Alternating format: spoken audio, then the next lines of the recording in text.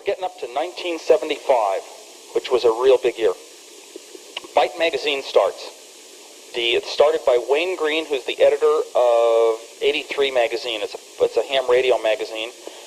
And ham radio hobbyists were the ones sort of tending towards computer circuitry, and especially digital stuff. So he's going to start Byte magazine to focus on computers. And his accountant told him, for tax reasons, put it in your wife's name. So he did, and then they got divorced.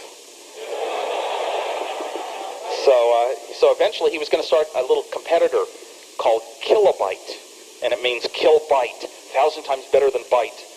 And Byte found out that he hadn't registered it, so they went out and registered it, and he had to go Kilobyte. Anyway, 1975, the first microcomputer kits are coming out, and the first one was the Altair 8800, the first really big popular one. There were just a couple leading up to it. The Altair 8800 based around an Intel 8080 microprocessor, and it was totally a kit. Ham radio operators were used to using soldering irons and soldering transformers, PC boards, putting components in, wires over to the switches, big long buses of wires to connect up. This was normal to, a small segment of our population to do your own kit building. And the Altair 8800, you'd get it built for $600. You had something like a couple K of RAM, and all you had was switches on the front. It looked like a big rectangular mini computer. Switches and lights on the front, and it was all binary. There was no such thing as a keyboard, no video. There were just promises. You could buy a card that would hook up to a teletype for your input-output device. The first microcomputer club started, and the first one in the country, we believe, was the Homebrew Computer Club in Silicon Valley. And the word homebrew gives you a good idea of where the home computer thinking was in those days. It was people who would build it themselves. Little technical fringe elements that had electronics as a hobby, not just as so they could have useful tools in their house. The Homebrew Computer Club first meeting was in a garage in Palo-Alto, and there were about 40 of us, and it's raining outside. And all of a sudden, I started discovering that, there were magazines with these Altair computers. I had totally dropped out of computers.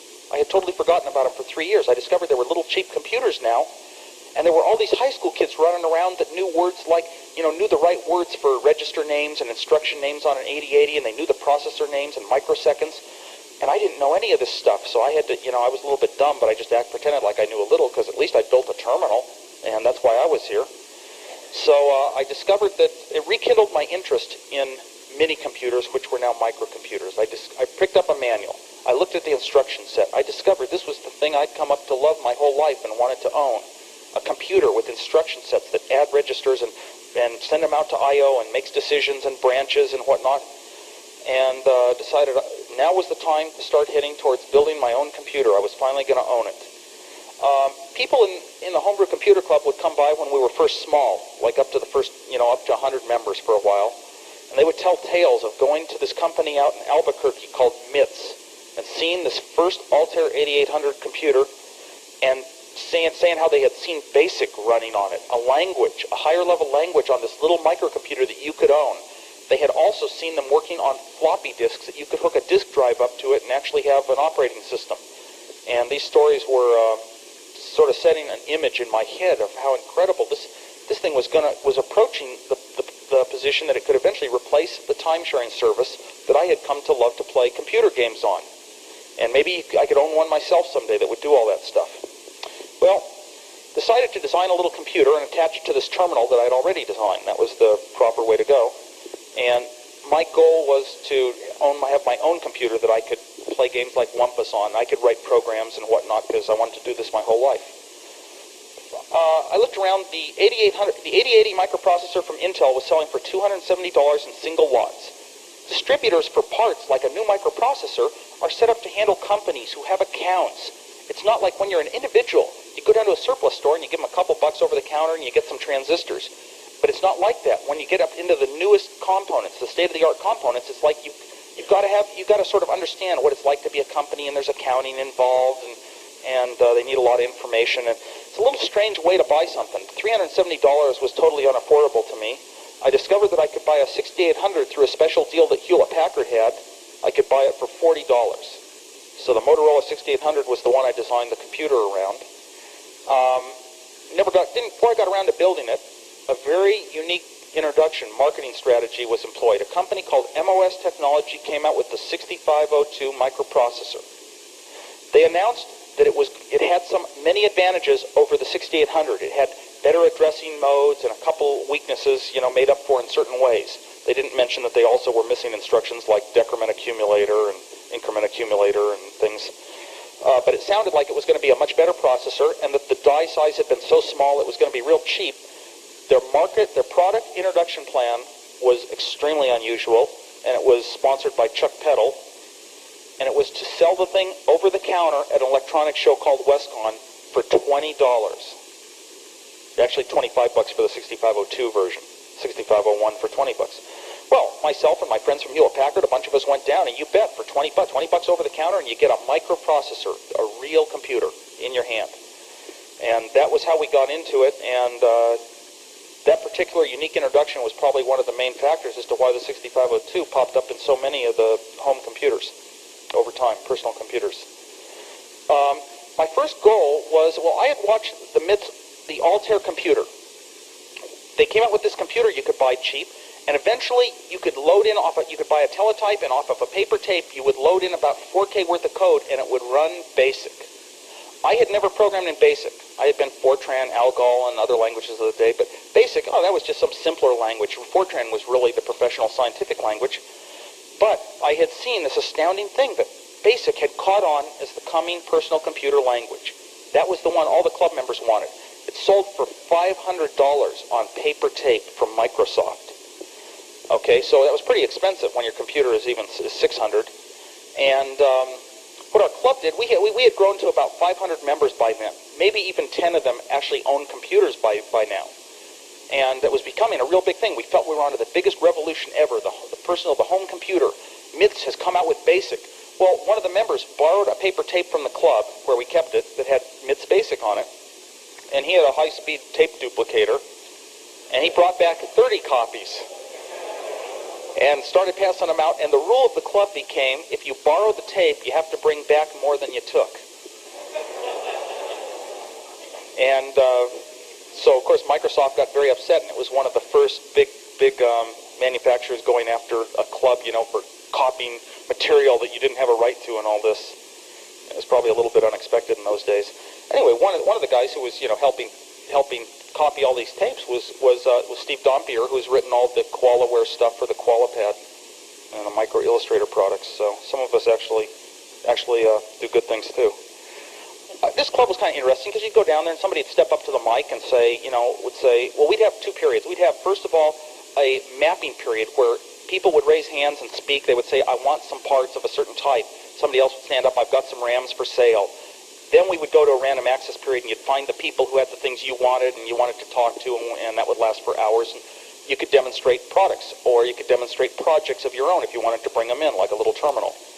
And one guy would get up to the mic and say, well, I've got a bunch of, is there anybody here from Intel? He'd say first. No? Okay, I've got a whole bunch of Intel chips here that I'm going to have a raffle on. So it was, the personalities were pretty much, pretty close to what I see looking around this room, but it was like a lot of, especially younger, long-haired, the technical, the fringe element, because computers were still kits. You had to hand wire a computer. There were some people interested in software, but they weren't going to build a kit yet. So there weren't that many computers around yet. My goal was, I saw that BASIC was the big language, and I just bought the 6502 microprocessor the first day, as far as I knew that you could get one. So my goal was, I'm going to go out and write the first BASIC. For all the mini computers, I would sit in my linear algebra classes, and I wouldn't be listening to the teacher. I'd be trying to code Fortran compilers for every mini computer I knew of. I could never run an assembler. I never had an assembler. I never had a machine. I couldn't afford it. So all I had done was sort of self-taught myself how you might build compilers. So I decided, I'm going to write the first BASIC for the 6502, and with a goal that great, especially when it's the first one, you're going to move as quick as you can. You're going to get more done in a month than you normally would in 6 months. So I got to work real hard and got the BASIC done by about November 75, after buying the processor in September. A couple months, and I could go down to the local club, and after I got the BASIC written, and I sort of got the core of it done, and I was pretty sure it worked, did a little simulation with an Algol program at 8 HP, I thought, well, I don't have a 6502 to run it on. So I had to go build my computer finally, and that became the Apple I. The Apple I was processor, memory, and a video terminal that was totally separate that I'd already designed. Built the Apple I, demonstrated at the club, and a bunch of people got interested. Well, the theme of the club was pretty much give to help others. Go up and explain problems. Meet people that you can help, that you can give them something they need, or tell them how to do a certain type of code. That was the theme of the club, the computer clubs that were springing up around the country. So I would go down, I would hand out schematics to anyone who was interested in how to build video terminals or how to build a 6502 computer real cheap. I would go to their house and help them hand wire it. And that was the theme of, there was no idea that this thing was a product. And eventually, Steve came along, and on the Apple I, the only PROMs available were 256 by 4 PROMs. So the only PROM that was built into it was 256 bytes. That was enough that when you turned it on, it was good. The idea was it had to have a keyboard and a video display. It was totally different than the style of all the low-cost hobby computers of that day. When it turned on, I wanted to be able to type in hex, a decent language, a decent number scheme, hex. Who needs binary? That was a big step up. I never thought about decimal. Type in hex and put it into memory. I had to tell it where to put code in memory that I could type. I had to be able to examine memory on the screen and see the contents to make sure I put the right hex in there. And I had to be able to run a program at a certain address. And that was all you could do in 256 bytes. Anyway, eventually I demoed BASIC at the club. BASIC had grown to, I'd written it by hand. I couldn't afford an assembler. I couldn't afford a time-sharing system with an assembler. I would sit down and write the mnemonics on the right side of a sheet of paper. Then I would go back and figure out the address for each one, and pretty quickly I came to know which ones were 1-byte instructions, which ones were 2-byte instructions, and which ones were 3-byte instructions. Write in the addresses in hex, and then go in and I'd fill in the opcodes off a little reference card, and after a while I got so good I didn't even need the reference card. I could do it real fast and really amaze people and even do relative branch calculations pretty carefully. This is a pretty difficult way to do something when you're trying to write a BASIC faster than it's ever been written practically and have the first BASIC ever written, and you don't even have a tool like an assembler. Didn't have anything like mass storage. When it finally got done, finally built the Apple I, I would sit down and type 3K of hex digits into the computer for an hour, and then it could run BASIC. There was no cassette interface, there was no mass storage, so when you turn the power off, it's gone. It existed on paper only. And so it was a pretty unusual development for, products that went so far. That was the original Apple II BASIC also. Steve Jobs came along and he said, look, go down to the club, there's a whole bunch of people that want to build this thing, because I've been going to people's houses to help them hand wire computers. He said, why don't we just make a PC board and we'll sell it to people at the club? And he figured that, it costs us $1,000 to make a bunch of PC boards blank. And we'll put a silk screen on it that labels where all the parts go, because in the electronic hobbyist days, they're going to go down to the surplus stores, they know where to buy a 2K resistor. They know where to buy a 7504. As far as the code that goes in the PROMs, we'll handle that somehow. He was used to some of the local surplus stores. He said, well, it'll cost us $20 to build each PC board, and we'll sell them for $40. And I did some calculations. I said, well, maybe in our club we can get 10%, like 50 people to buy a board. 50 people might actually buy this thing. And we figured, well, we'll just barely get our money back at the best. And I said, that's not worth it. Got a lot of other things to do. And he said, yeah, we'll lose our money, but for once in our life we could say we have a company. At least we'll have a company, I thought, well, yeah, you got to be able to say that once in your life, because otherwise you're just going to be an engineer your whole life. So I said, oh, okay, that was good enough reason. Making money was a very poor reason, because didn't really expect to. His motivation was totally to establish a company and something. He had watched the guys at Atari, the top people at Atari, and he wanted to. Nolan Bushnell was his idol. He wanted to build products and sell them.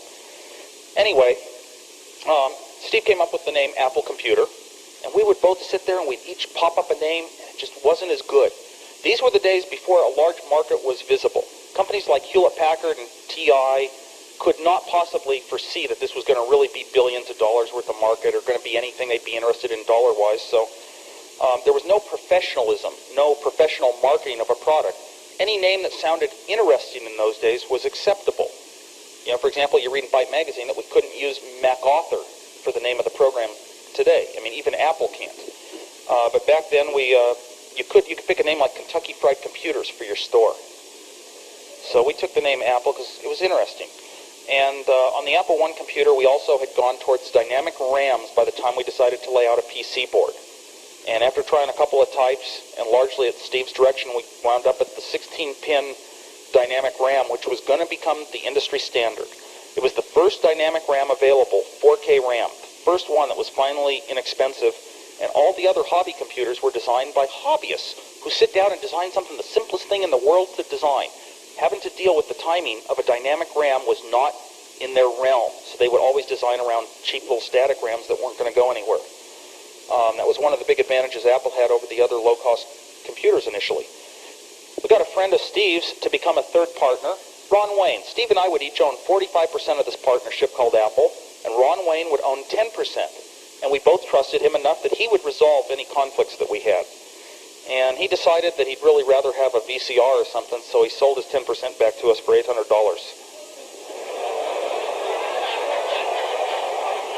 And it was actually a very smart move, in its time. There was the odds of what happening were it was pretty ridiculous. So he was right, but he designed our first logo, which was Newton underneath the apple tree. And some of you may have seen a Byte magazine cover that was inspired by that, which was Newton under the APL tree. I was at work. We got our first PC boards laid out, got the first few made, and I got one delivered at work, and it's probably an ugly PC board. Now I look at it, I think it's so ugly. I can't believe we'd never allow something like that at Apple, but it was the most beautiful PC boards in the world to be able to see so many traces on the board, all running parallel. And so I was just ecstatic and showing it to all my engineer friends at Hewlett-Packard. And in the meantime, I also got a legal clearance. HP was not interested. Our lab turned down the idea of doing an $800 computer that spoke BASIC. And all of HP turned it down, so they gave me a legal release. Steve called me up a couple days later at work after we had our first PC board, and he said, we were going to sell white PC boards at the club. He called up and he said, guess what? I said, what? He said, I got a $50,000 order. Okay.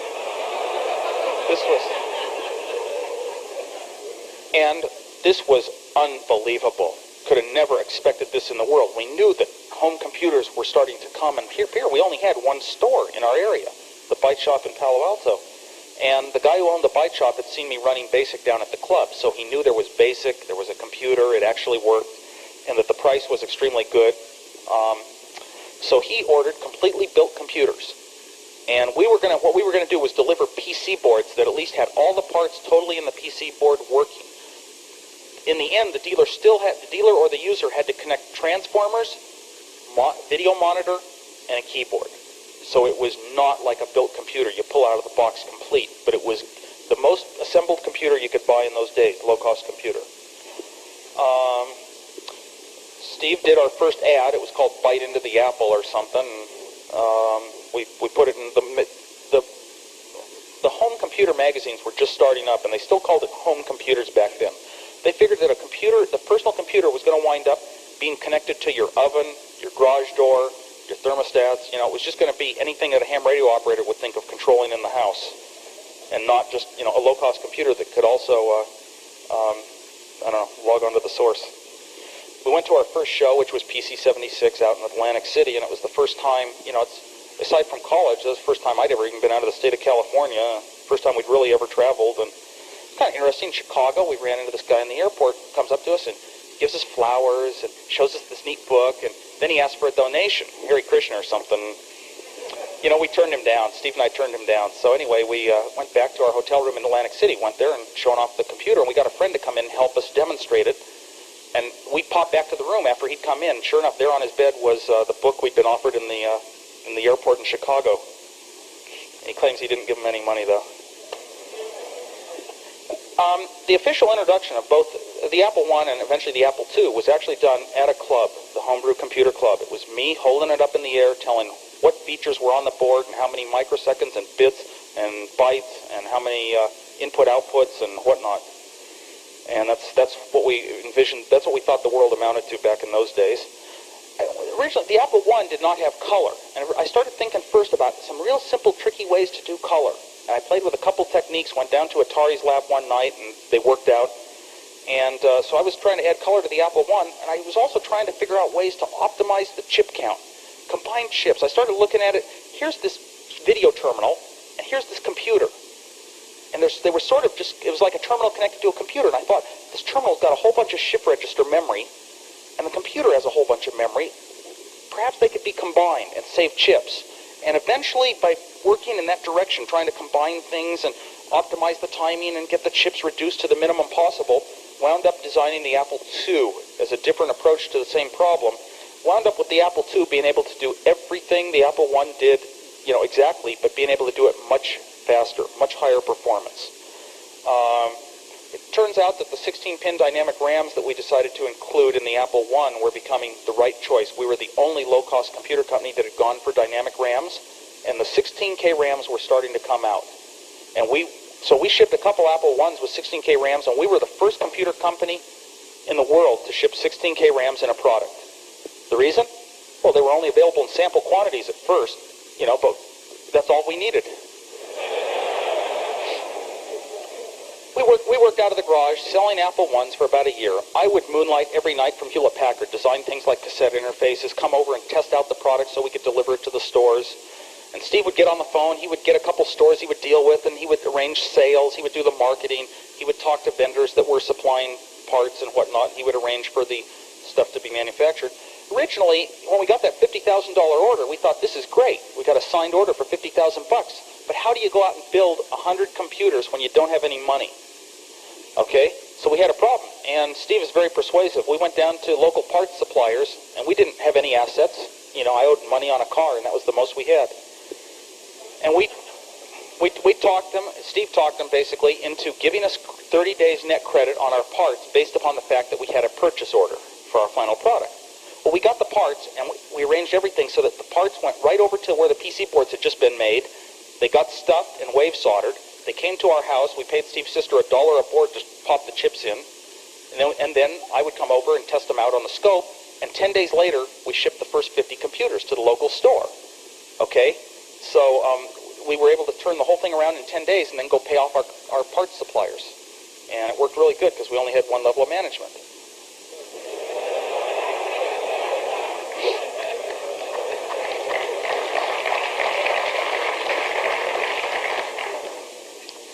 Anyway, the Apple II starts developing at the local computer club, and basically it was a matter of taking it down with a couple of high school friends would help me carry my TV sets and set them up, and Steve really wasn't into the club, so we'd go down to the club, and every 2 weeks we would show it off week by week as it developed, and started adding faster text to the screen, adding color, making the color move around, indicating what it could do, programming a game like Breakout and Basic, show it off every 2 weeks, and of course there was no visible market yet. Because today we can't take a product that we're working on at Apple and show it off to the world for all sorts of reasons that we're afraid of competition, etc. Depending, how deeply you believe it. Anyway, the EROMs were starting to come around and be available. And the first large ROMs that were inexpensive were going to be available. So the monitor of the Apple II started growing week by week, up to 512 bytes. It did a little more. Up to 1K, it had some graphics routines for the color. And up to 2K, it had disassemblers and single-step tracers and all sorts of development aids, and unusual monitor for its day. The BASIC was finished up, and so we came to the need. It turns out that we started working with some of the local semiconductor companies, and this was going to be the first computer ever delivered, low-cost computer ever delivered with BASIC in ROM. That had never been done before. Also, we designed the Apple II to use 16K dynamic memories, and you could put 48K on the main board. You buy this one board in your computer, and it'll take 48K without any extra cards. And typical for the way the other computers were going was you'd buy this big box with a ton of slots. You'd buy a processor card that had a ton of chips on it. You'd buy a card with a ton of chips that gave you 1K of RAM. A card that had a little more chips, and it had 4K of RAM maybe at the most. So it was very unusual to talk about 48K on the motherboard. The I/O bus started to develop, and taking part of the processor's addresses and saying, each one, we're going to divide them up to slot 1, 2, 3, 4, 5, 6, 7. And actually 8 slots if you count slot 0. And a friend of mine came by and gave some useful suggestions. We'll have some of those addresses control the device. Some of them will go to ROM programs that you can put on the cards you plug in that will tell it how to work. And another bank of 2K will be shareable by everybody. And so the I/O bus took its structure. Next, the hardware is pretty well done and demonstratable, and I thought, well, here's some color demos on the screen, and people are impressed, and I would take it into HP, and the engineers would sit there and say, this is the most incredible thing I've ever seen in my life. They would watch the first color demos so easily programmed, even in BASIC, on a computer, and yet HP's management could never quite go in that direction. They turned down the Apple I proposal originally to do an Apple from our department. Later on, as our division at Hewlett-Packard, the calculator division, started working on their first desktop personal computer, I said, I'm tired of calculator chips. I want to work on computers. That's where I'm going now. And I said I'd take any job on it. It can be CPU. Even though I've done the Apple I computer, I've done all this stuff. I'll do memory. I'll do a tape controller. I'll do a printer. I'll do the CPU. I'll do anything. I don't care. I'll help write the BASIC. And they staffed up about 20 people on the project doing what I'd done single-handedly all myself, and wouldn't let me work on it. So it was very awkward because I had deliberately and specifically asked for a job on that project. And also I tried to get onto a little BASIC machine that we're going to work on in HP Labs, and I didn't have enough education for that project. So I struck out 3 times at HP. Anyway, I thought, I had designed this game Breakout for Atari, the hard arcade game. I thought, what if I've got a machine now that has all the color squares? I can actually program BASIC in color, not black and white anymore like the first one had been, and they just overlaid some color stuff on the screen. So I thought, well, I can program it maybe even in BASIC. I knew I could do it in assembly language. That was trivial. I had a lot of assembly language demos. So I started adding commands to the BASIC. Plot a point, change the color, draw a line. And eventually I could draw the bricks of Breakout. And then I thought, well, yeah, but you got to have a paddle.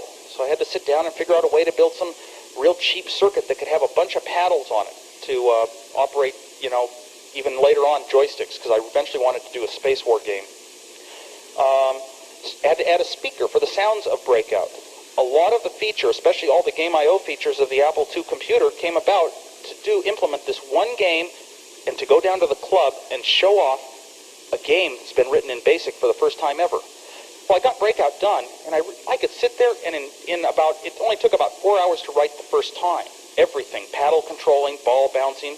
I would sit there and I could put in a command, change the colors of things, put in another command, move the score somewhere else on the screen. I could put in a mode where if you can go into remote control, automatic control, and the paddle would go on its own and never lose. And I can never tell you the pranks I played with that mode at the club demos. We would get somebody playing the game, and then I would flip it into that mode without them knowing it. And they would be sitting there turning the paddle and so amazed that the thing had enough randomness it looked like it was jittering a little. And they would think, God, I can't believe I did it. Anyway, I would take the computer down to the club and I would show them the game and I would say, this was written in BASIC. And it was so incredible. I came through such an exhilarating phase to discover that all of these things that took so long to change in hardware, you cannot make quick, simple changes so quickly. All of a sudden, I can do anything in the world and do a lot more than the game. I can print text in between things. I can flash it to different screens. It was so incredible. I knew that this was the start of something really big when you can write a game in BASIC. Anyway, we started thinking about this computer as being the Apple II and being a second product. And I had really developed it just to show off at the club. We sold about 150, maybe under 200 Apple I computers nationwide. We hadn't really sold very much. We didn't have any money from it. And it wasn't like a real big business. It was just sort of neat to know you had done it once in your life. But now we had a computer that we realized the prospects were we could possibly sell thousands because it was the best of all the personal hobby computers going. And the current winner was the Sol computer. It came out in between the Apple I and the Apple II. And by the time we introduced the Apple II, the Sol was actually selling like maybe hundreds or thousands a month around the country. And we knew we had a 10 times better computer with fewer parts. Well, the trouble is, if you're going to build 1,000 computers and really go into business, how do you build 1,000 computers when they cost $250 each? You need $250,000. There's no way around it. So we started seeking venture capital. Eventually, Steve was pursuing this heavily. He ran into Mike Markkula. Mike had been a product marketing manager at Intel Corporation and had had a stock option there from the early days, had made $1 million. So he had retired from the rat race. He was still pretty young. And he would sit down and he would follow technical journals and especially electronics journals, so he kept up with things. Well, this guy is like one of the most ethical kind of nice people you could ever meet in your life. He's just so pure. He was going to sit down and help us write a business plan to raise venture capital. He was just going to help out of his own time.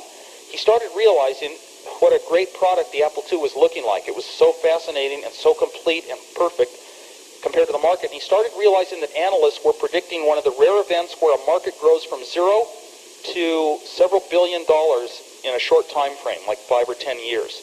And he said that sort of event only happens once every 10 years. Well, he said he took the approach that, yeah, we can actually become a $500 million company in 10 years. And he decided he wanted to join us as an equal partner.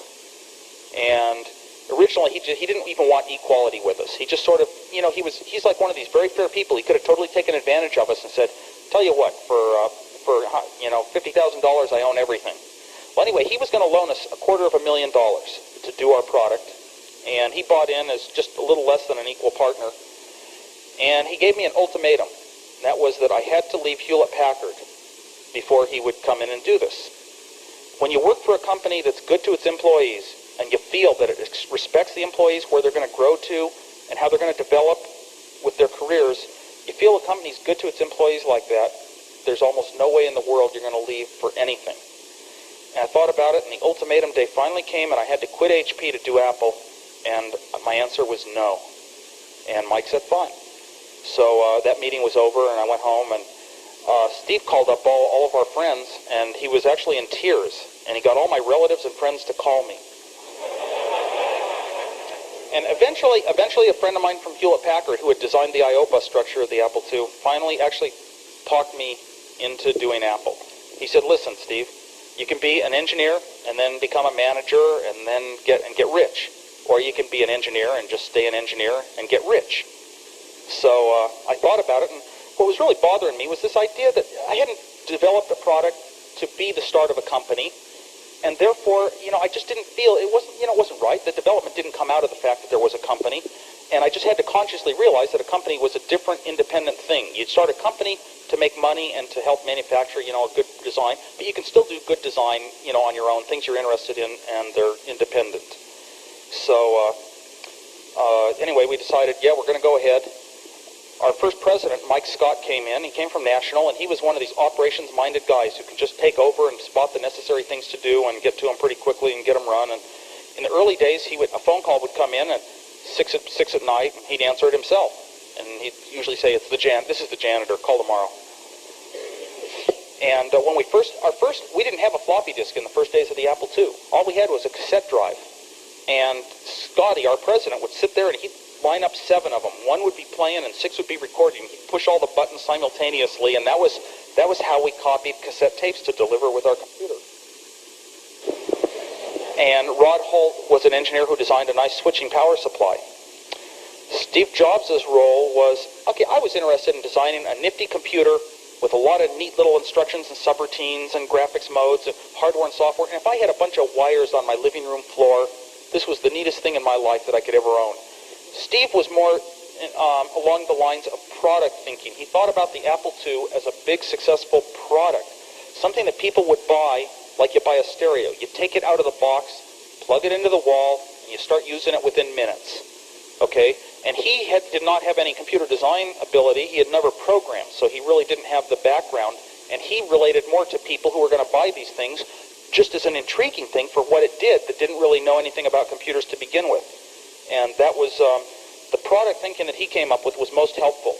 His orientation led us towards the best parts of the day being the dynamic RAMs, the 16-pin ones, the plastic case, the first time ever for a personal computer to be in a plastic case. What else did he lead us into? I'll think of it. Oh, he wanted the size and shape to be important, that it had to be low weight, but to build it, we wanted to build the power supply into it. The trouble is, to build a power supply into a plastic case, it's got to be low weight and low power. So he had a good engineer friend, Rod Holt, at Atari, design a switching power supply that was the first switching power supply for the low-cost hobby computers. Anyway, we started heading towards manufacturing this thing, and we often speak of it as the first personal computer, and you could use those words to describe there was a transition taking place in the low-cost computers with the Apple II. It was the first computer ever to have many features that every personal computer since has had, and that not one computer before had had. It was one of the first to operate like a terminal. Video and keyboard come with the computer. That had never been a given. It was actually a little bit rare before the Apple II. It was the first computer ever with a plastic case. Look at every personal computer since it, though. The first computer ever with BASIC and ROM. Look at all the personal computers since. The first one with color. Standard feature on a low-cost computer. Look at every one since. The first one with high-res graphics on a low-cost computer. Look at every one since. First one with paddles and speaker and game I/O stuff built in. And look at all the personal computers that followed. It sort of set a standard for a size, an appearance, and a look. It was the first one with cassette built-in standard. When you bought it, when you bought the machine, you got all of these things that became identified with personal computers. So it was a major departure for its day, a lot of major differences. And that would apply to the Macintosh today. We introduced the Apple II computer at the first West Coast Computer Fair. And even at that fair, you know, we had time occasionally for pranks. Well, sometimes you go out to dinner and you say, wouldn't it be funny if we made up this fake brochure for a funny product? And you all laugh. And it was a good joke. Well, my mentality is whenever you think of something that's funny and it's a good joke, make it reality. Go out and do it. Realize it. So I got a couple friends together who'd been in on this one. I said, shh, we don't tell anyone else. This is scary because we're going to do it really good. We made up 20,000 brochures for a fake product called the Zaltair computer. The big computer up till that day had been the Altair, but now the Z80 was out and everybody was using Z words like ZPU and Zapple. And so we were going to come out with this fake product, the Zaltair, and we wrote up an incredible sounding document that sounded a lot like the manufacturer was going a little crazy, describing it as, you know, a computer without software is like a banjo without strings. So we made up the dumbest words we could think of, and we also copied some of the dumbest ads we could find.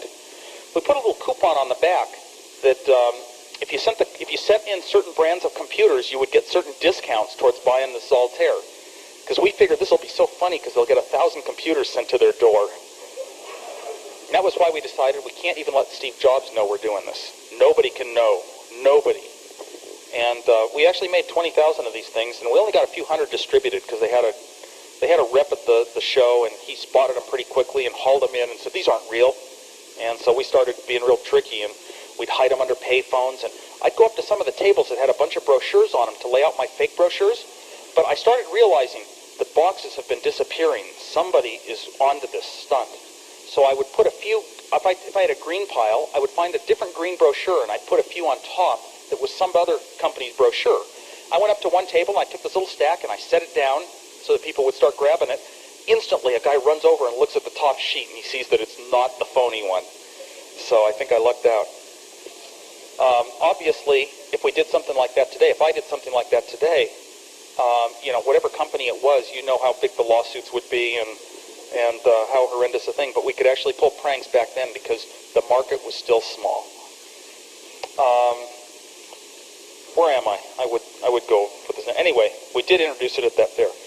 Sales started immediately, and we started setting up a good marketing program. Mike Markkula had joined us as marketing manager, and he was working 60 hours a week like all of us back in those days. And we started getting a lot of notoriety as being a new direction in computers, the best performance for the price. It was not a kit. It was completely built. Within the next year or so, a couple other small home computers came about, the Commodore and the Radio Shack TRS-80. Those were the only two that really popped up. Steve was always quite afraid that in 6 months, big companies like TI were going to stomp us out, but these other two showed up. Over time, the Apple II had a lot of features that the Commodore and the original TRS-80 didn't have. It had slots for expandability so that other companies could start making products for the computer. It had high-res graphics, it had color, it had games built in. It turns out a lot of the capability differences are what gave Apple an image as being a class product for the same price range. Also, eventually, we were the only ones who could support enough memory of all those first personal computers, and we kind of won a battle on the starting up of the store chains, the computer stores. About the next big step was, well, our sales were going up through about 1977 and into 1978. We're into 78. We've designed a printer interface, and a couple of serial interfaces are on the way. Mike Markkula had been pretty much the director as to how you put a company together. Steve was going to float around and just learn every level of running a company and being an executive, and he's the finest in the world now. Mike Markkula sort of had the expertise of how you put together a financial operation. He was going to do the marketing also. Well, one of the things, he got one of our high school programmers to write a little game called, not a game, a little program called Checkbook. You would store all your checkbook information on cassette tape, because we didn't have floppy disks. You would load your checkbook in, it took a few minutes, and then you could add a check. Type in a check that you had written that day, and then spend 2 more minutes and write it out to cassette tape. This was, our image of how a computer could really help you in your home. The project was so personal to Mike Markkula, since it was really his drive to do home projects. One time we went to an executive staff meeting. There were about 5 of us running the company over the first year, since we'd really started with the Apple II as a real company. You're a real company when you buy chairs, you get telephones. We had our first 2,000 square feet. That was a big step. We went to an executive staff meeting, and Mike Markkula put up a list of about the 20 things that we needed most in our company projects. Top of the list, floppy disk. Well, of course, his big thing, all of his thinking was directed from this one checkbook program that he'd been behind. You had to wait for so many minutes to read your checkbook in. A floppy disk would do it instantaneously. Second on his list was floating point basic. All we had was integer basic. And if if you're doing a checkbook program, integer basic isn't exactly what you want. So our high school programmer, Randy Wigington, who actually did MacWrite in later years, he got to work and work with Microsoft in modifying their BASIC and doing a 6502 version and adapting it to graphics features of the Apple. And, I retired from that meeting. I was thinking floppy disk was at the top, and I didn't really know what I was going to do. I said, okay, I'll look at it. And I had this little idea, so I sat down, and I didn't know anything about floppy disks. I'd never read a book on them. I'd never studied them. I didn't know how you built a controller, what a controller did, what calls it had. Didn't know any of this stuff. So I sat down, I opened up a Shugart manual. Okay, rather than starting up the hierarchical ladder of knowing what an operating system is, I started at the very bottom, the raw hardware, a Shugart drive with no hardware or anything. I started studying what signals you put into it, what signals you'll get out. And after a while, you understand how audio tapes work. You write a varying signal on a tape, and you read it back, and it comes back. Well, I knew enough to design a digital circuit that could put out some digital pulses, and I didn't know how people formatted disks or anything and how they figured out where stuff was. I just knew I could write some stuff out, and I could read it in, and I could come up with a way to detect exactly when I'd read the right stuff. And I came up with a little circuit that was only 5 chips to read and write on the floppy disk, based upon, and would just about do everything I could read in the Shugart manual about their drive. And I thought, well, there's something I don't know about floppy disk controllers, because all the other ones are 30, 50 chips. Okay, this is 1978. And they're all 30. What have I not done? They must have registers to store stuff. There must be something important that I think I can do that I don't really need. Because I didn't know where I was. I was very vague, and I really was naive. So I pulled out a North Star floppy disk schematic, and I looked it over and figured out what everything did. And I went to their software, and I looked at all their routines, and I figured out what they did, and I figured out that, wait a minute, I'm doing all that stuff already. So I knew I was onto something good. Fortunately, I'd not known enough to go out and design a 50-chip interface. And of course, also, I did not design the entire thing initially. I designed enough that I knew I could write bits out, and I could read them back. But there was a little thing called synchronization. How do I know when I get 8 bits back where the byte starts and stops? And I knew that there were all these clever little IBM trick codes for doing synchronization, but I wasn't going to build that yet because I didn't want to add a bunch of chips to my circuit. I wanted it real small. I'll figure this out later. And then fortunately, I put it off till I had the whole thing built and working. Then I figured out a way to do it for no chips, a little trick we call self-sync now. And it's similar to how you synchronize data being sent to teletypes on a serial line. You have a stop bit. Basically, it's a stop bit. So the floppy disk came along pretty quickly.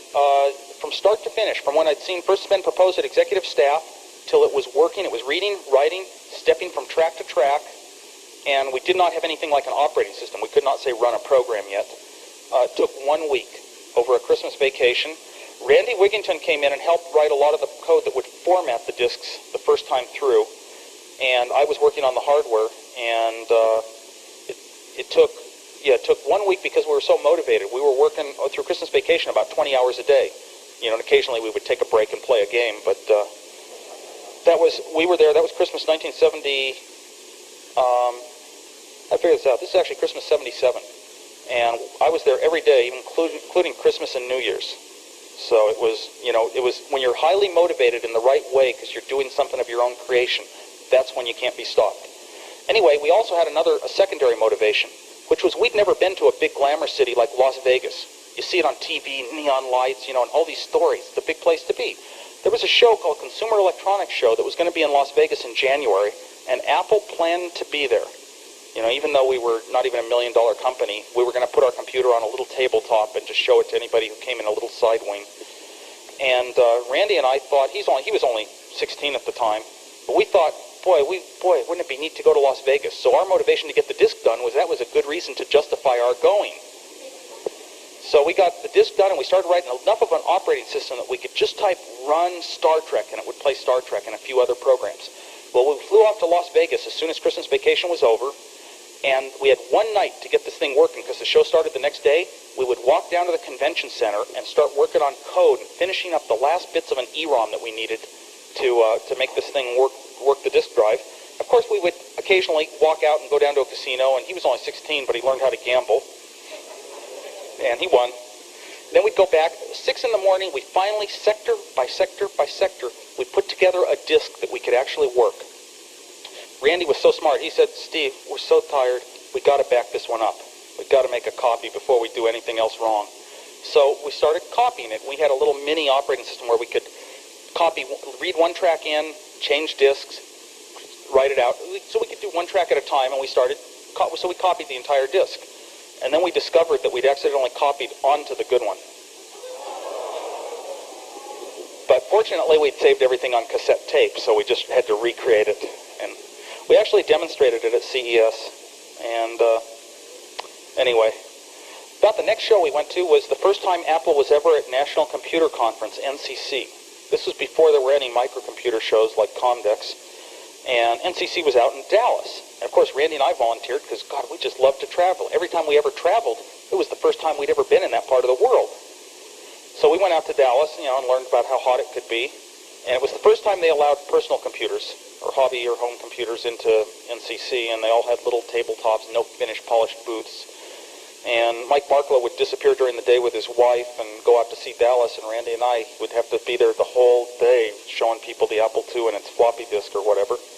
Well, for fun at night, we came back. I had designed a system once for a little company in Los Angeles whereby they could show movies in the hotel rooms. And if you dial up the movie, you'll get billed. Okay, so I knew how these things worked. Well, I walked into our hotel. It was the first hotel I'd ever been in that had one of these things where you could actually dial. It was not the one I designed, but you could dial a movie, and I knew that this thing sends its room number back down the cable. So I unscrewed the box. I found little dip switches inside.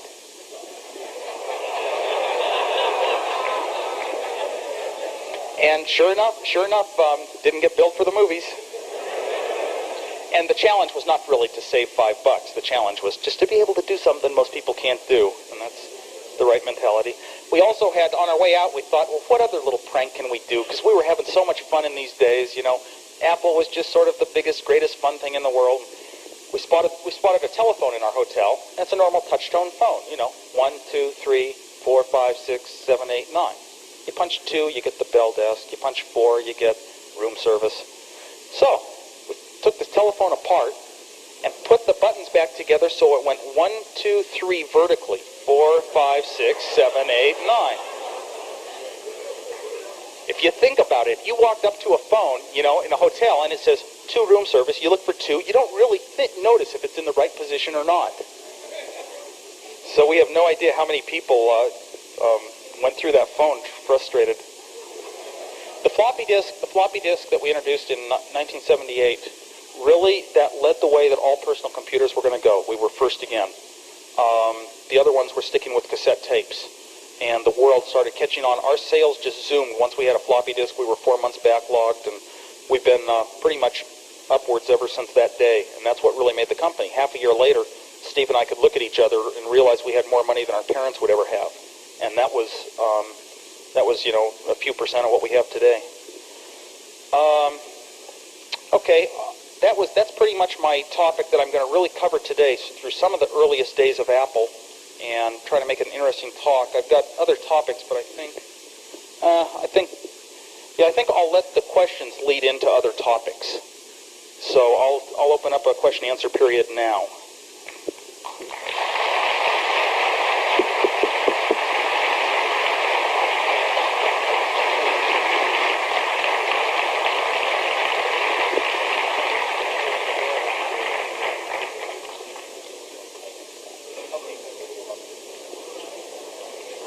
Okay.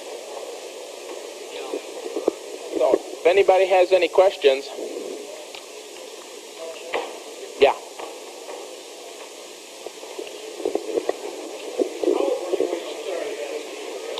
How old was I when we started Apple? I was 25 when I started designing the computers in the club, 27 by the time we were a real company. Steve Jobs was 5 years younger.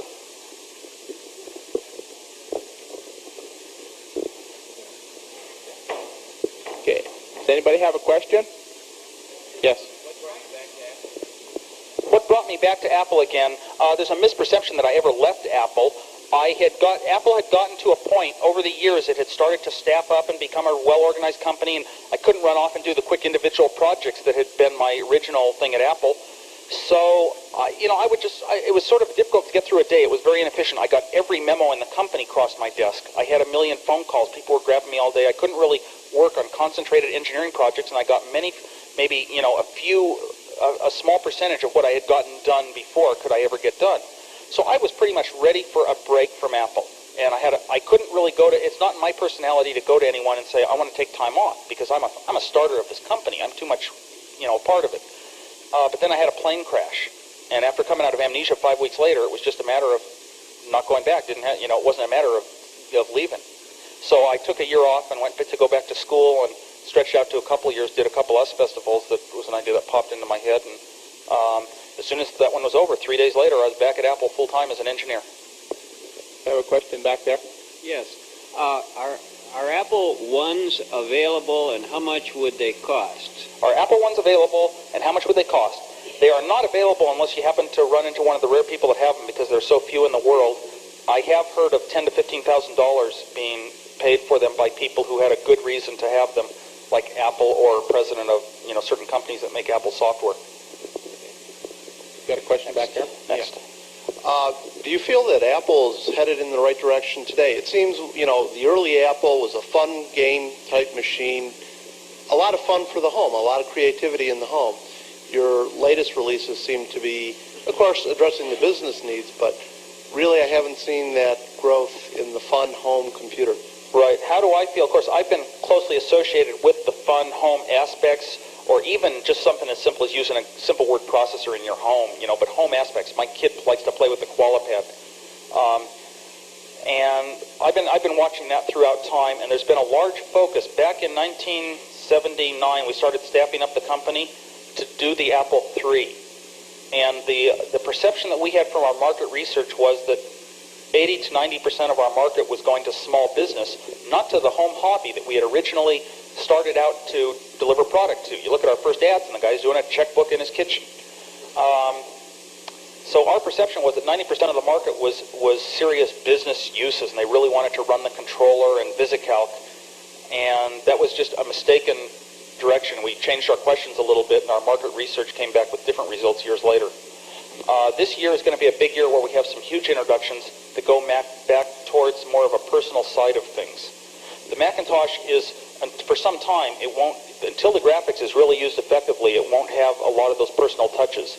The Apple II line is being heavily supported, and we're always working on new versions of the computer, new products to attach to it, and this is going to be a huge year for that emphasis back to the home market. Also, IBM is strongly dominating the business market this year, and our product in that market, the Apple III, never really did well. Got a question back here? Can you give us an idea what the new generation 6502 chip is going to do for the Apple II? Are we going to see an Apple IIe Plus with maybe half a megabyte of RAM? Okay, the new generation 6502 chip, he's referring to the 816 chip, which is a 6502, but you can put it into special, it'll totally run a program on the Apple as is, but you can put it into special modes whereby the register, the accumulator, can become 16 bits. The index register can become 16 bits. So it can become a 16-bit processor, at least at the software level, with a 24-bit address. The amount of memory you can address is the major capability disadvantage of the Apple II versus the IBM at the moment. For future to ever overtake them, that is the sort of direction the Apple II would have to go. We have different options. We can switch to this chip and say we're not really going to support its 16-bit instruction set. Although maybe perhaps we'll come up with kludges, we could decide to come up with kludges to support 16-bit addresses with our operating system, or 16-bit registers with our operating systems. But that's only a small step forward, even in performance. We can decide to support the 24-bit addressing so that users can write application programs that have much more memory available to work in. We could go and develop languages that operate in a much larger environment. Or we could take an approach to plug in peripheral cards with other processors on them and say that will be the growth path toward using the full amount of memory.